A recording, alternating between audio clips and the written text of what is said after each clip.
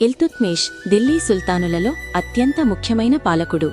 కుతుబుద్దీన్ ఐబక్ మరణం తర్వాత ఢిల్లీ సుల్తానతను నిజమైన సామ్రాజ్యంగా మార్చినవాడు ఇల్తుత్మిష్.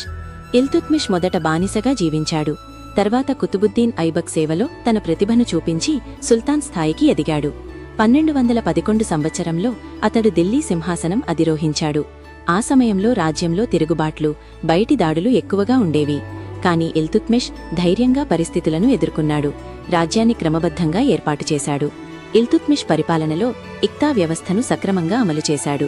దీంతో సైనికులకు జీతాల వ్యవస్థ పటిష్టమైంది. అతడు వెండి టంకా, రాగి జితల్ నాణేలను ప్రవేశపెట్టాడు. ఇవి ఢిల్లీ సుల్తానతలో స్థిరమైన ఆర్థిక వ్యవస్థకు పునాది వేశాయి. ఇల్తుత్మిష్ కుతుబ్ మినార్ నిర్మాణాన్ని పూర్తి చేశాడు. నిర్మాణ కళలకు ప్రోత్సాహమిచ్చాడు. అత్యంత ముఖ్యంగా మంగోలు దాడుల నుంచి భారతదేశాన్ని కాపాడాడు. ఉత్తర సరిహద్దులను రక్షించి భారతదేశానికి భద్రత కల్పించాడు. అతడికి అబ్బాసీ ఖలీఫా నుంచి అధికారిక గుర్తింపు లభించింది. దీంతో ఢిల్లీ సుల్తానతకు చట్టబద్ధత వచ్చింది. ఇల్తుత్మిష్ తన కుమార్తె రజియా సుల్తానాను వారసురాలిగా ప్రకటించాడు. ఇది భారత చరిత్రలో ఒక గొప్ప సాహసోపేత నిర్ణయం.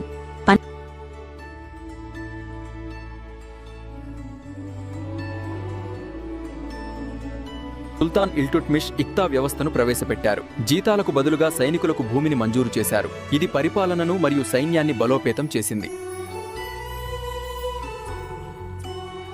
1236 సంవత్సరంలో ఇల్తుత్మిష్ మరణించాడు. కాని అతడు వేసిన పునాదులపై ఢిల్లీ సుల్తానత మరింతకాలం నిలిచింది. ఇల్తుత్మిష్ చరిత్రలో ఢిల్లీ సుల్తానతను స్థిరపరిచిన మహానీయుడిగా ఎప్పటికీ గుర్తుండిపోతాడు.